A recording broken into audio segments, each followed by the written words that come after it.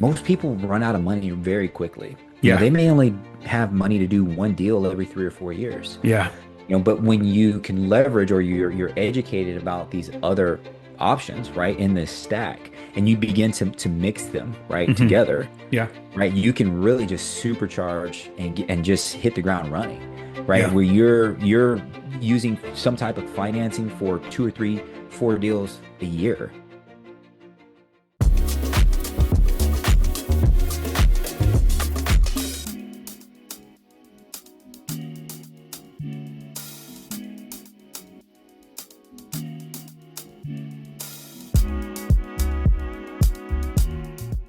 What is up? REI 101. Alberto, my friend, how are you doing, sir? Hi, I'm doing well. Monday, we're halfway through, like we're more than halfway through the month. So I Yeah. just kind of feel like this month is just flying by. The It, summer is going by kind of fast too. So I don't know, slow down. it is definitely going by very quickly. Not cool, but it's good, man. I guess things come and go in waves. Like things, like June was really good, and then July's good, and now August looks like it's going to be a little dry. Interest rates are back up. Yeah, I know. So I know we talked about it the other day, that 6.55%. Now we're back at the highest point that it's been all year. No. So I think if you would have gone back 3 to 6 months ago, most people would say, oh, the rates are going to drop. They still have not dropped yet. Yeah, so we're kind of in a range between like 6.5, 6.63 is kind of what I'm saying. Yeah, man. Yeah. So it is what it is. It's not good. It's not bad. It is what it is. And A lot of sellers are also yeah, pulling their homes off the market too, or just sitting on the sidelines, just kind of waiting. yeah, because they think it's worth more than it actually is. That's the truth. That's just the absolute truth. Houses sit, things don't sell because it's overpriced. Just because it could have sold for more 3 years ago doesn't mean those prices still apply today. So it's really not where we are Yeah, today. quick question before we get started about that, about like houses sitting. I want to ask you your opinion. If a house has been on the market for 100 days, would you consider that house overpriced? And let's say you had a client looking for houses like that, would you encourage them to like really just put in a low offer or their offer that makes sense, but obviously lower? Yeah. Yeah. When you say low offer, yes, lower offer. Lower. Hmm. So to answer your first question, a house that's been on the market for 100 days, if it has not had a price reduction, it's absolutely overpriced. In Okay. fact, I would say it really, with good marketing, it should only take about a week to 2 weeks to determine whether or not the house is priced appropriately with good Right. marketing. Okay. Because what the good marketing is going to do, it's going to give you feedback from the market. And then if the market all agrees that the listing is overpriced, then the listing is overpriced. Now, do you have like a standard that you encourage your clients to drop the price? Is it 1%, 5%, 10%? Yeah. Or is it just kind of dependent on the market for you? No, a good rule of thumb is, so we start with 4 criteria that we look for in a perfectly priced listing. A perfectly priced listing is going to hit 4 criteria. Number one, it's going to get showings, whether it's commercial or residential. Number one, showings. Number two, it's going to be getting positive feedback. Number three, second looks, like a second showing to the same person. And then number four, an offer or a mention of offers. So we know if it's hitting all four of those criteria, it's probably priced close. It might be a little high if it's not under contract yet. But if it's getting like 1 to 2, then we're about 2 to 3% high at least. And if it's not getting any showings or anything, like 5% for starters, and then try it again for 2 weeks. Yeah. I mean, if you want to get it sold, you got to get aggressive with those price reductions. Nobody wants to give a house away or a property away. But if Right. they want to sell it, it has to Yeah. sell, it has to be priced to sell. Yeah. That's the conundrum that a lot of sellers find themselves in is, they kind of feel like they're leaving money on the table, right? If they drop it too fast, they're just too drastic. So you see like these little 1-2% price drops, but it's not really doing anything. It Yeah. might be refreshing, right? Someone's seeing it now, or they're getting an update on the listing because they had it Yeah. saved or whatever. But at 1 to 2%, I've noticed, it doesn't really do anything.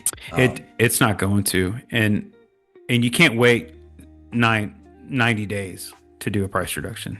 Yeah. Like they say, you never get a second chance to make a first impression. That's 100% true in real estate Yeah. because it's extremely rare that someone comes and looks at your house, realizes that they're looking at a house that's worth $50,000 less than what it's listed for. It's it is extremely, extremely rare to do anything to get those guys to come back to look at the house. That's the Mhm. hardest thing in the world. And so we have a listing. I'm not going to tell you where this listing is, but it was positioned in such a way to generate a tremendous amount of traffic.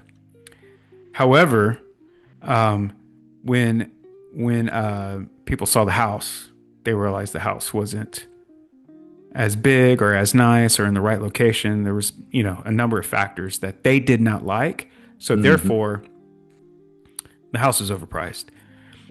And every single one of those people that came back and looked at the house, no price reduction is going to get them to come back. Mhm. That's generally true. I mean, some in rare occasions you can get people to come back for a second look, but man, that's a lot of work to try to beg somebody to come back and look at your listing another time. So Okay. it's a different buyer. So we're talking about there's a phrase you may hear sometime, and I know Alberto, this is a topic I'm looking forward to here because you've mastered this capital stack fundamentals. So basically, um, getting money for real estate deals from multiple places at one time. So our Yeah. goal for this episode is to help you as an investor understand where money in real estate deals come from, all the different sources of capital, not just A or B or C, but can we do all of the above? You know, like like a supreme pizza kind of financing. How's that? How's that for? Yeah. So how each source of capital gets paid, and how the structure of the capital stack affects risk, how the structure is going to affect the cash flow and returns. So the more layers of capital you bring into the deal, the more variables, more different evaluations. But so all right. So first thing first, in the capital stack, where does the money come from? If you're on the call and you want to participate, or you can drop a chat in the chat box. For real estate deals, where does money come from? It's a pretty basic question. Let's see how creative we can get. So first answer we get from a new guest, grandma. Grandma is a great source of money because she doesn't want to do all the work. So grandma's a good option. The bank, that might be a first option. Now, it might be kind of tough to do that these days. A lot of deals banks are not touching for some reason. You'd be Where else? surprised. Yeah, a lot of them aren't touching deals, but we've found some banks are willing to lend to people with unsecured lines of credit. So, I mean, we'll kind of talk about some of that stuff here coming up, but yeah, I'm So excited to is talk that story yeah, about that. I want to get into that because that's an Yeah, interesting option because they're not using they're not is using this the a, asset. is there a situation is this a situation where they're not using the property as collateral? Correct. Okay, And okay. we're not talking like little personal loans of $5,000 or $10,000.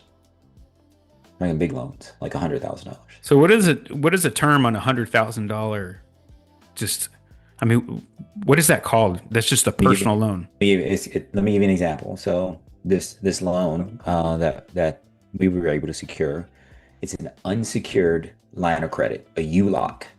All right, unsecured means no asset.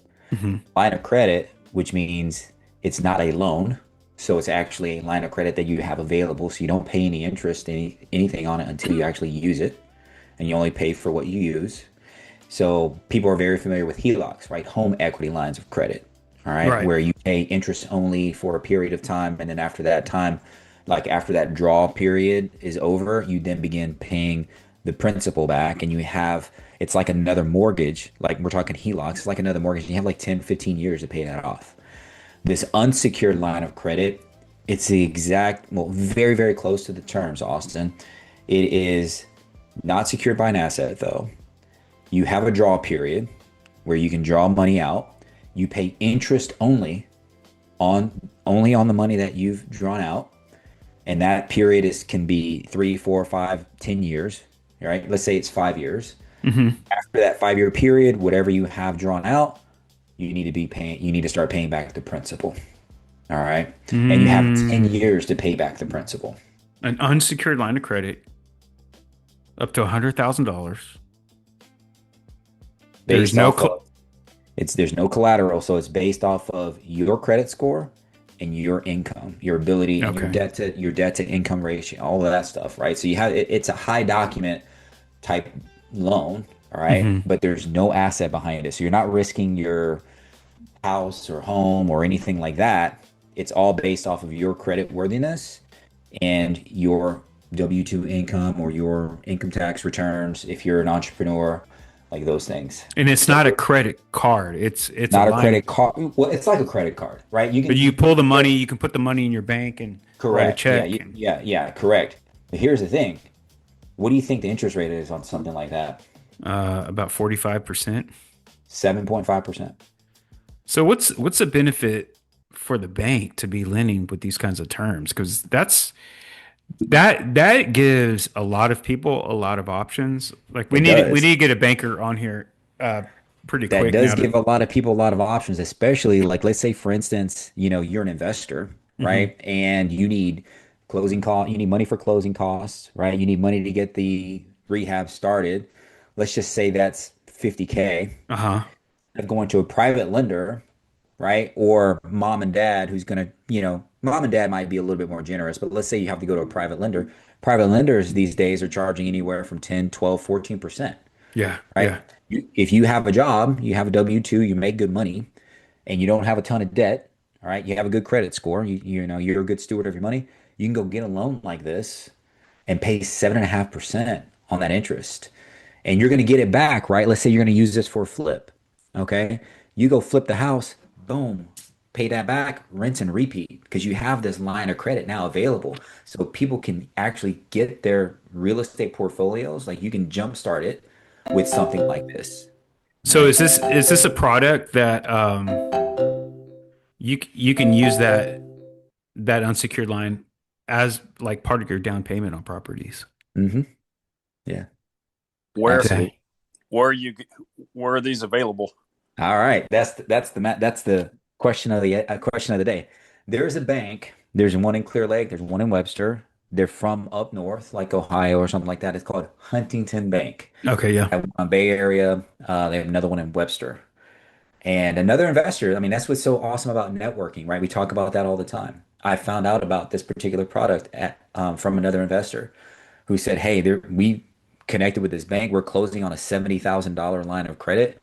And they closed like they went into their bank branch Hmm. and within 5 days they closed. So Wow. that's the other thing with a home equity line of credit, you might it might take 30 to 45 days for that to be underwritten and closed, right? They're doing Hmm. appraisals, Yeah. all that stuff. This unsecured line of credit, we went in on a Friday Hmm. and we closed a week later, the next Friday. So in the capital stack, so you're able to add this to your stack of Yes. finances thing. So can you This break is that down how you put that together? Like because the reason why I feel like you're like one of the best people to talk about this is because you've done combinations of putting like bank financing or hard money or private money along with your money, along with private money, and in some mhm, cases, several cases, you've been able to take down deals with 0% out of your pocket. right. And it Yeah. was still positive leverage. And we talked about 100%. that last week. Positive leverage meaning your return on your investment is better with the debt than without the debt. So speaking to that,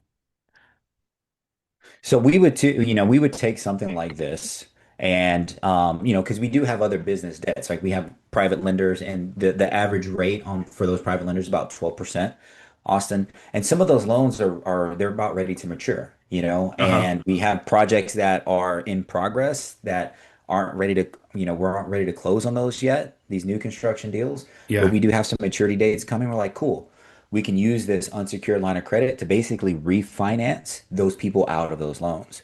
So Okay. now we're saving almost 5% in interest per Yeah. month on these loans, right? That's Nice. how we're leveraging it. What we teach our students in our program is, our students, they have to have some kind of cash in the bank, right? Hmm. If they're going to go to hard money, they've got to show reserves. All right. But what hard money doesn't do is, remember, hard money, they're looking at the asset and they're going to look at your credit score. All right. But they're not looking at your W-2s. They don't care about how much debt you might have. They're saying, do you have a credit score like over 760? Hmm. Great. Awesome. You're a good steward. And is this a good deal? Right? Is it Right. a good flip? Is it a good rental? Whatever it might be. That's all they're looking at. So if you're going at behind the scenes, you're just like, hey, I've got a good job and I want to get started in real estate, but I only have about 20K in the bank. This hard money lender says I need to have 50K in the bank in order to do the deal with them, and they'll do 100% financing on me if I can show them 50K. Yeah. You go to a bank like this, go secure 50K or 70K or whatever, because you can transfer that into your bank account. Hey, hard money, I've got the money here, and they'll do 100% financing. So what we Right. teach our students is you're trying to get to the closing table with as much of your money in your bank account, Right. in your bank account, right? Because we all know, right, that you need to have contingencies, you need to Yeah. have reserves. Things go over budget, right? Costs go up. And so if you can keep most of your money in your bank account, you can close these deals with little to no money out of your pocket, Hmm. whether it's from private loans, this unsecured line of credit, or all from the hard money lender. Right. Great. I just closed on this deal. I got the deal funded, the Hmm. purchase price and the renovation, and I've got 50K and I only need to pay my contractor 30K to get started, right? And I'm gonna get that 30K back when I get my final draw from that hard money lender, right? So it was a combination of hard money and money from the This an like unsecured this line of credit. unsecured line of credit. Yeah, yeah. And So that's it. I would treat the unsecured line of credit really almost like a private loan, you Hmm. know? Um, Most private loans, at least the private loans that we have that are under 100K, they're not secured with an asset. There's Right. just a promissory note in Yeah. place. All right. A lot of the larger private loans that we have, they are tied to an asset. There's a Yeah. deed, they have first lien on the property, right? But this is really just like a promissory note. And it's pretty awesome and very powerful, especially for people that want to get started. You can't come there though, right, with no money, right, Yeah. with bad credit score, no job, right? It's not going to work for you. That's excellent because you can stack this in multiple ways. You can stack these deals in multiple ways. Mhm. Can you go out and buy something 100% cash? You can always do that. That's always an option. There's a reason, we talked about this last week. There's a reason why most people choose not to do that because their return on their cash is higher uh, when it's leveraged on Right. if it's a cash flowing asset. Now, if you're going to go Yes. buy a car or buy furniture for the house, that's not what the show is about. We're only talking Mhm. about real estate investing. Adding an unsecured line of credit to your arsenal, and I would say, we have a list. Start with the bank loan. You almost always you will put some of your cash into the deal. Not always. You don't always have to. There's ways not to. What Albert's talking about with this unsecured line of credit, that's awesome because if you're That getting could seven that could point, be your cash, right? yeah, That takes the place of your cash, yep. or If just it, adds to it. yeah, and with some deals, you can probably use that for the entire purchase. Yes, If you some can, tips you might be able to. you know. Yeah. So, um, where was I going with that? So, keeping those different options together, you can combine Mhm. those options. Yeah. Investor equity, seller financing, that's always a great option.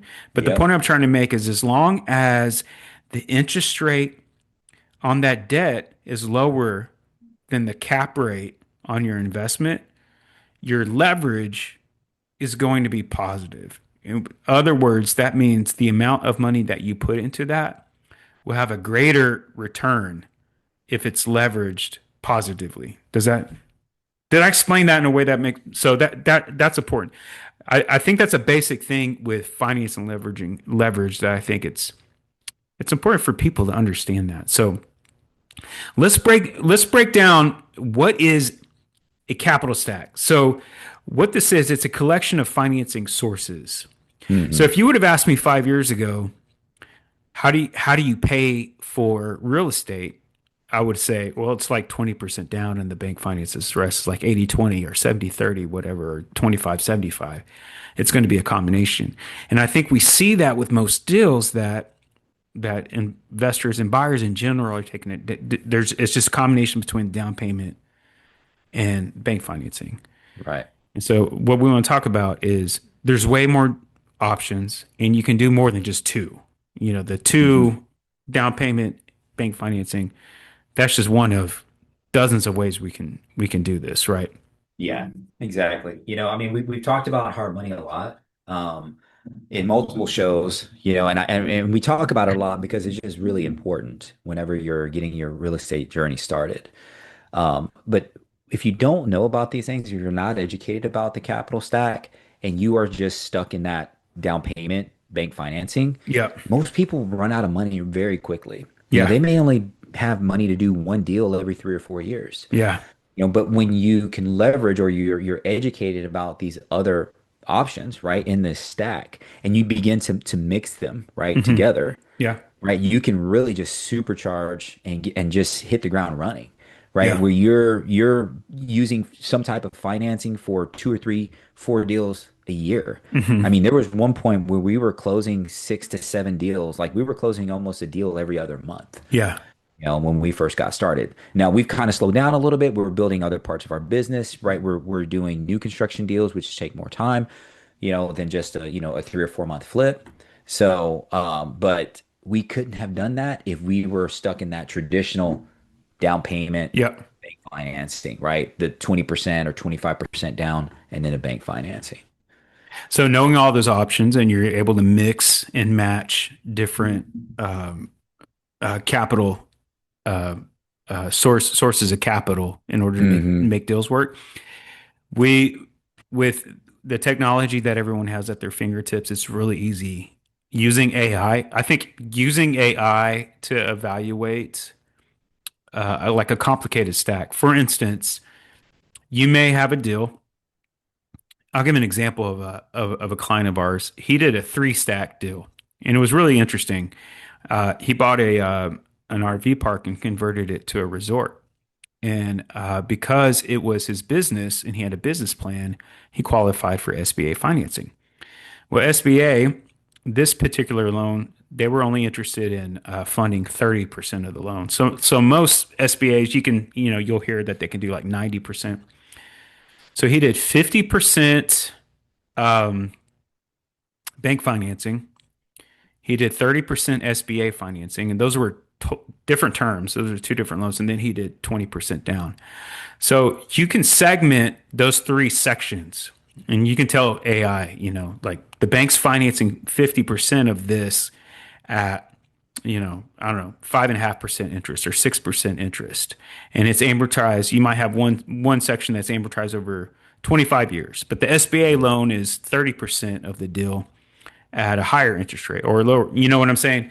And you want to break all the sections down because it does complicate the terms and it's kind of hard to calculate just with pen and paper because Hmm. each portion of the deal that's being financed by different sources, the numbers are different, right? So like a private money loan is typically going to be high. So I may give you like 30% of your next deal at a 12% interest. I Hmm. may not give you that much, but I may give you more. Who knows? But you want to be able to calculate, say, like, okay, the first, you know what I'm saying? So I think I've made my point clear or unclear, depending. So Structuring the deal. So let's look at the different layers and we'll kind of break this down. So the first question when it comes to all these stacks is who is holding the lien? Because you Right. can have first and second lien. And from my understanding of my experience, if you're a second lien holder, that's like, that really doesn't mean much. Um, because there's a senior debt and it's typically going to be the bank. It's Hmm. typically who holds the most of the capital, which Yes. most of the time it's the bank. The bank's going to be the senior debt, and it could be credit union, agency lender, commercial lender, but they're gonna put a lien on the house, on the property, Yes. and they can foreclose on the property, and it's going to be really difficult for those second lien holders or anybody else in the deal. May not even be possible for them to foreclose on the house. Can you have two lien holders at one time? How does Yes. that? So how does that work when the bank that has 50% and a second lender that's at 30% of the deal? What if I pay the bank, but I don't pay that second guy? What does that look like? Well, if it's a second lien, then yeah, there's not much there's not much power in that second position, you Yeah. know. And to be honest with you, I think or to be clear, I think most banks and lenders prefer to be the only lien holder. Yeah. They do have some bank terms, right? Some of their loan terms might say, "Hey, you're not allowed to have a second lien on the property." I've seen that before, but I've also seen Austin where not from a bank, but you have private lenders, right, that are Hmm. funding the project. So you may have multiple lenders that are bringing, you may have some person bringing 50%, another person bringing 30%, the other person bringing 20%. All of that debt can be combined in the first position lien. Right. And it's combined in first position lien because you have like an underlying JV or an agreement that says, hey, lender A brought 50, lender B brought 30, lender B brought 20. So if that foreclosure happens, right, that equity gets split up according to like that underlying document, whether it's an operating agreement or a JV underneath. But all of those can be on that first position lien. Very simple to do. We haven't done it, but it's very simple to do. We used to approach it, Austin, where, like you mentioned before, the person that was bringing the most would be the first position and everyone else was second or third. But then those people that are second and third, they're like, no way, I don't want to be there. I'm not going to get anything if something Hmm. happens, right? I want to get paid. So then there's a way you can put them all on that first position. Okay. Well, that provides some options, but everybody has to be cool with that, right? So the bank has to, Yeah. that's something Yeah. that the If there's bank a would. bank mortgage in place, right, then that's probably not going to happen. Yeah, you're not So, gonna- so what are our options? So let's explore that a little bit. When there is a bank in first position and they're holding 70% of the equity of the debt, Mhm. what else can we do, for like a private lender that wants to be a part of the deal and the bank's saying, well, we're the only lien holder on the deal. Right. So we're holding 70 and we're expecting the buyer to put 30% down. Yeah. How do we get, Richard or Mira or somebody else into the deal like that?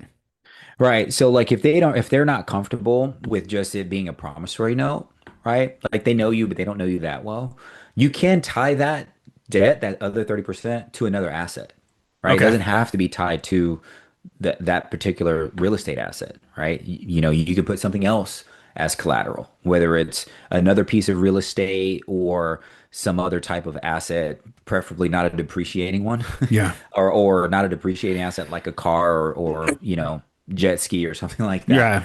right? But maybe gold, right? Precious metals, you can do that as well, Yeah. if you have something like that. Um, but yeah, you can tie it to another asset, So yeah, so you can have a promissory note. You can tie it to pretty much to anything, anything. Yeah, to to anything. anything. But yeah, you want it to be an appreciating asset. Yeah. Another thing is equity deals. Yep. We're seeing a Hmm. lot of these more often preferred equity, common equity. So we have a deal. We'll say Albert's buying a property. He's putting 50% of his money down, or he's putting 20% down of his own money. The bank's lending 60. Now he's still short 20. So me and Richard come in, and instead of being debt holders, we're going to provide that 20% extra capital and take 20% of the business. So now They'll we're in hold equity. 20% equity in the property. Yeah, in the business. And so how do we get paid? Well, we still get paid, and this can be a whole another episode. But essentially, the way I've done these deals, and Albert, you tell us if you do them a little bit different. With equity partners, it's basically quarterly draws and an even split at the sale. I mean, that's pretty much how to keep it simple.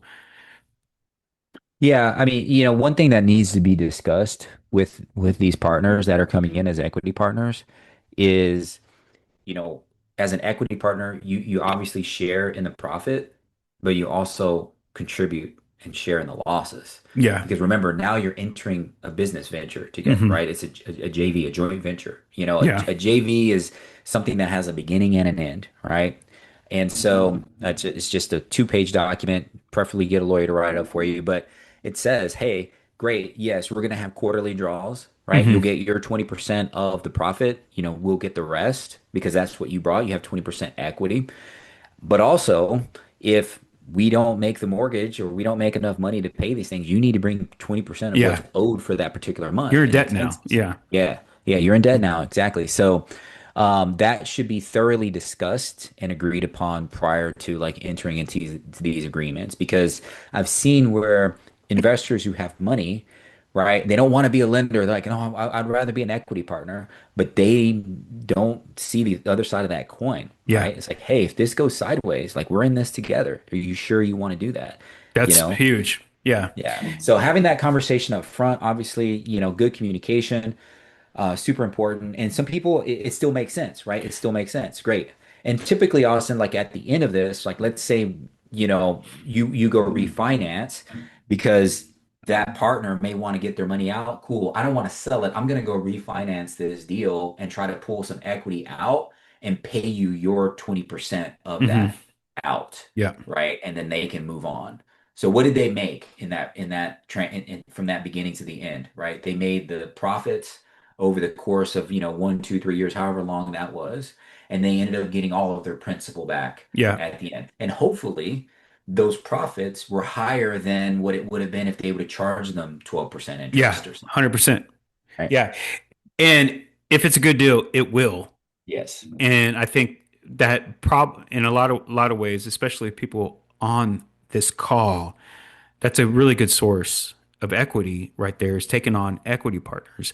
Hmm. However, if you're going to start reaching out to other people at happy hour and in our networks and start having these conversations with them, number one, I would say make sure you have a freaking good plan. We don't want to see nonsense like I'm going to build a circus or something crazy. Like get your agent who, I can help you with this. We can all help you with this.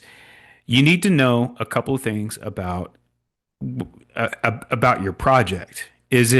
Are you flipping an apartment complex? Are you trying to pull in partners for an apartment complex? Then you need to know what the comps are. You need to know what the vacancy rate is. You need to know how much profit you can make off that property before you exit out of it. And you need to have a very compelling plan of action along with the data to support it. If you can provide that, Albert, if I can come to you and say, hey, I've got this 16 unit I want to buy. Right now it's performing at a 10 cap and it's 50% vacant. So we can, fill those missing units up, get the rents up, and we could be making more like a 15 cap. And then that's a huge return on your investment. We're going to leverage this a certain way. We're going to get some bank financing, but everybody else is going to be an equity partner. Something like that's pretty easy. You can see the vacancy rates in a given market. You can see Hmm. the lease rates in a given market, and say, okay, yeah, 6 months you should be able to get this up. So what is your step by step plan? I'm going to replace the roof. I'm going to make improvements to the property, and I'm going Yeah. to market it, and that's an easy deal. Now, if you're saying I have 100 acres of land and I'm going to build massive luxury houses at $5 million a house, like that's scary to me, because there's no $5 million houses selling in this market. Right. and there's certainly not a neighborhood full of them just flying off the shelf. Like those kinds of things are taking years to sell. So you're going to get a Yeah. lot of so Yeah, I think Austin, when someone brings deals, whether they're coming to me and asking for advice, right? Or hey, I'm looking for some funding for this deal. Their numbers have to look good. Like they yeah, have to be buttoned tight, right? They have, and you talked about it. You just mentioned they have to have a plan, plan. right? If they're coming with some high level numbers and I can just tell right away that they haven't really underwrote written this thing very well, or they're going off of estimates on Zillow and things like that, or they're not even talking to an agent to help them Yeah. get, these particular numbers on vacancy, rental rates, and things like that. Or they're not asking the seller for the right, for the right information, right? They're not asking for a T12. They don't know what their expenses look like. They don't know what the NOI is, Yeah. and they're going to go look for funding at that particular point. Yeah. You need to get all of these ducks in order. So when you're coming to a lender or potential lender, you know, that lender's going to want to know, Right. right? Especially if it's a new, if you're talking to someone new, right? You're talking at a happy hour, right? I mean, and your happy hours are super important. I love them. That's why I show up every time. And I'm not trying to sell a deal or trying to find a lender or trying to find a buyer or anything like that. I just like, hey, you know me. I want you to Hmm. see my face. I want you to know what I'm doing. So when that deal comes across your board, Austin, oh man, Alberto's looking for duplexes over here Yep. in 011. He might be interested in this. Why? Because I talked to you about it at Yep. the happy hour, right? Yeah. Again, if you're coming in looking for money, you have to have your numbers in order. You have to have a plan, right? And you have to have a plan B. What if Yeah. this thing goes sideways? What if, is it in a flood zone, right? Do you need windstorm? Are you in the path of a hurricane? Yeah. What happens if, half your roof off building A flies off? What's your Yeah. contingency for those things? So, anyways, I just wanted to add that, right? You have to have Yeah. a Super important. The reason why Mhm. it's important is because if you can if you can communicate your vision in your plan, there's a lot of people that will jump in and Yeah. help fund the deal. I Yeah. mean, there I mean, is. I think most of the people that I've met, Austin, they want to do something, right? And my job isn't to give them a warm and fuzzy. My job is to like lay out the facts. Like, here are the Mhm. facts. This is what I know. These are some of the things that I don't know that we can work on together. And then they make the decision, is it worth the risk? Right? Right. What this investor is presenting to me, is it worth the risk for me to put X amount of dollars on the line, whether I'm going to be an equity partner or if I'm going to have a first position lien on the property, is it worth the risk? Right. You know, as Richard has said, can he sleep at night? Right? Yeah. So There you go. Easy, easy. So, easy. who gets paid first? So, you sell this property. Number one, if you got a major loan from the bank's going to get paid first. Yep. It's very important if you're seller financing the gap, like if there's like a 10% or 20% gap between the buyer's down payment and what the bank is funding, um, you're you're in second lien position. You get Mhm. paid second, and if the bank for there is a risk with that. Does that mean that you should avoid uh, taking a second position? Not necessarily, because it could be a way to make difficult, challenging deals work well, or sometimes it's just better returns, because Mhm. you are taking on a little more risk. Third is your equity partners, whether it's preferred Right. or common equity. The benefit about the equity partners that we're talking is there's also bigger reward, on the bottom Yeah. of the stack. And so if Mhm. you understand the deal and you're educated, just like you're saying, you got that plan, you got that vision, you're able to communicate it well. Uh, those equity partners are really going to enjoy the fruits of your labor. Exactly, because those debt partners, right, or the senior debt, right, or any other private debt underneath that, there's a max of what they get paid, right? Yeah. Like they're just getting paid what they lent to you, plus any accrued interest if you Hmm. haven't paid any interest on it. All right. But those equity partners, you're right. If this was a really solid deal and you're selling or you're just going to exit or you're going to refinance or do something, those equity partners are the ones that really win, Yeah. right? Because you're right. There's no cap to what they can earn if this is a solid deal. Yeah. So how does leverage change returns? It can change returns in so I many. like this. Yeah, talk about this because Yeah. we've talked about it many times, especially like when we were running, when you're explaining to me like, hey, if you put 20% down, Yeah. but your property appreciates 10%, Yeah. right?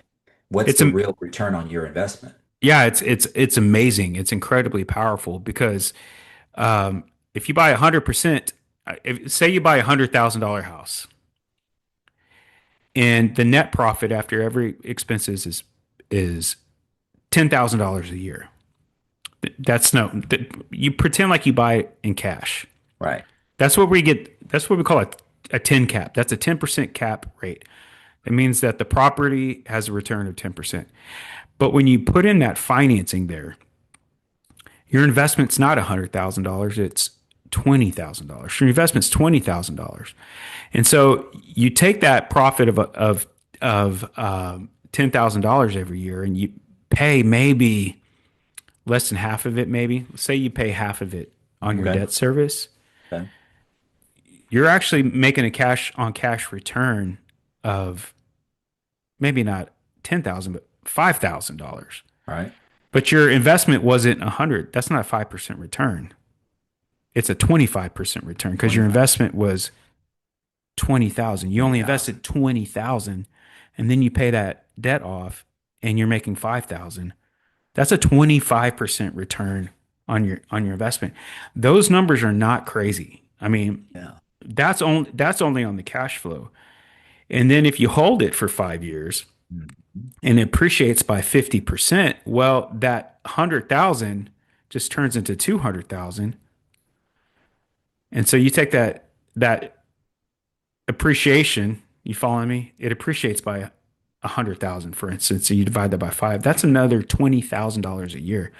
That's that's a lot. That's more money on the Yeah. appreciation side, and a lot of times you're getting more money on the appreciation side. That's where those equity partners can really cash in Right. because in some deals, especially with development deals where they're bringing in equity partners, they're not going to pay out quarterly shares. They may not pay a penny until it sells, and it may be a Mhm. 3 to 5 year project. But there's people that's all they do is they do those large syndication deals because they know Mhm. that it's going to like triple in 5 years if they do it right. So the leverage can increase equity returns Right. when the property performs well. It can also increase losses when the property underperforms. That's Mhm. why you got to know who you're working with and you got to understand the deal. The key question is the higher projected return coming from a better investment or is it simply from taking more risk? Mm. And the answer is yes, right? It's Yeah. both. It's Yeah. both. Um, but the more educated you are about it, the more you understand the plan and the more clear you are. I like to tell my kids, if I can explain this math to you, it's going to make sense to everybody. And if it looks like a good Yes. deal to my wife, like we should all wife check these, right? If it makes Yeah. makes sense to my wife, it's a good deal, right? So I do it. Yeah, I do yeah. it. So we can end on that. There Man, is today there just is flew money. by, Austin. It just Man, it's flew crazy. by. We are out of time. So yeah, good happy hour on Thursday. We had a good turnout. Thanks for everybody that came out to the Pizza Lounge. We will be back in October at Jackie's All right. in Kima. Awesome. I So said awesome. The weather should be good too, hopefully. it'll be nice and cool. Yeah, it'll be Yeah, nice and cool. So we'll be I'm looking back there. forward to it. Any final words, brother? No, man, I love calls like this, most people know like if they've been on the podcast, like we have an outline kind of how what we're going to talk about it, but I do like calls like this that just kind of you know, they're free flowing. We're talking about real deals. We're talking about real numbers, right? I think if you got anything out of this, give Huntington Bank a call Yeah. here if you're in the Houston area. Give them a call. You've got a good W-2. You've got a good credit score, and you're wanting to get started in real estate, but you're just having some trouble raising cash. Give it a try, right? Because that's all we did. We just went to the branch. We had no idea what was going to happen. Yeah. We were praying about it. It's like, hey, let's see, right, if this works out, and it worked out. So That's awesome. That's really great. super informative call today. So I'm really happy about today. All right. We appreciate everybody jumping on and joining us. Albert, I appreciate you, brother.